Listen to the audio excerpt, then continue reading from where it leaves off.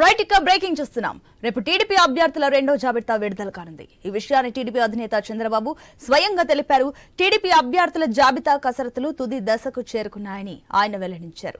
Janasena, BJP ఎక్కడెక్కడ పోటీ చేయాలన్న దానిపై ఆ రెండు పార్టీల వారికి స్పష్టత ఉందన్నారు.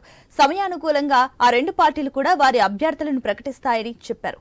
ప్రజలు గెలవాలి, రాష్ట్రం నిలబడాలి అనే ఉద్దేశంతో బీజేపీ, జనసేన పార్టీలతో పొత్తులు పెట్టుకున్నామని స్పష్టం చేశారు. పొత్తులు ఎందుకు పెట్టుకోవాలని ప్రతి వాళ్ళు ప్రశ్నిస్తున్నారు. బీజేపీ 10 ఏళ్లుగా కేంద్రంలో ఉంది. రేపటి ఎన్నికల్లోనూ బీజేపీనే వస్తుందని అందరూ చెబుతున్నారు. దక్షిణాదిలో ఎక్కువ సీట్లు రాకపోయినా ఉత్తరాదిలో వారిదే ప్రభంజనం అంటున్నారు. రాష్ట్రంలో ఇప్పుడు జరిగిన విధ్వంసంతో 30 ఏళ్లు వెనక్కి వెళ్లిపోయామని చంద్రబాబు గుర్తు చేశారు. రాష్ట్రాన్ని పునర్నిర్మించాలంటే నిధులు, అనుమతులు, క్లియరెన్సులు ఇలా అన్ని విధాలుగా కేంద్ర ప్రభుత్వ సహకారం తప్పనిసరిగా అవసరమని ఆయన చెప్పుకొచ్చారు. ఒకవేళ ఇక్కడ తాను గెలిచినా కేంద్ర సహకారం లేకపోతే రాష్ట్ర పునర్నిర్మాణం చేయలేమన్నారు. ప్రజాహితం కోసం, ప్రజల భవిష్యత్ కోసం అందరూ రాజీ పడ్డామని, ఇది రాష్ట్ర హితం కోసం కుదుర్చుకున్న పొత్తు తప్ప వ్యక్తిగత ప్రయోజనాల కోసమో రాజ్యాధికారం కోసమో కుదుర్చుకున్న పొత్తు కాదని చంద్రబాబు స్పష్టం చేశారు.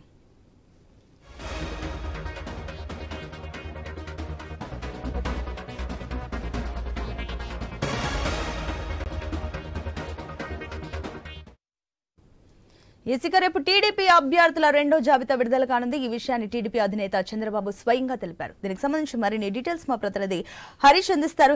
హరీష్, ఇక రేపు టీడీపీ అభ్యర్థుల రెండో జాబితా విడుదల కాబోతున్నట్లు తెలుస్తుంది. సో దీనికి సంబంధించిన డీటెయిల్స్ ఏంటి? మొదటి జాబితా రిలీజ్ తర్వాత టీడీపీ, జనసేనకు సంబంధించినటువంటి పార్టీలకు సంబంధించినటువంటి అభ్యర్థులకు సంబంధించినటువంటి మొదటి జాబితా విడుదల తర్వాత పరిణామాలను పూర్తిగా అంచనా వేశారు. ఆ తర్వాత ఇప్పుడు రెండో జాబితాకి బీజేపీ కూడా జాయిన్ అయినటువంటి సిచ్యువేషన్ ఉంది. అయితే ఇందులో టీడీపీకి తగ్గిన సీట్లు అయితే ఏమీ లేవు, కానీ జనసేనకు మాత్రం కొన్ని సీట్లు తగ్గినటువంటి సిచ్యువేషన్ ఉంది. సో ఇప్పుడు ఈ అంశానికి సంబంధించినటువంటి వ్యవహారం, ఇంకోవైపు సీట్ల సర్దుబాటుకు సంబంధించి కూడా జనసేన అధినేత పవన్ కళ్యాణ్ తో పలుమార్లు చంద్రబాబు చర్చలు జరిపారు.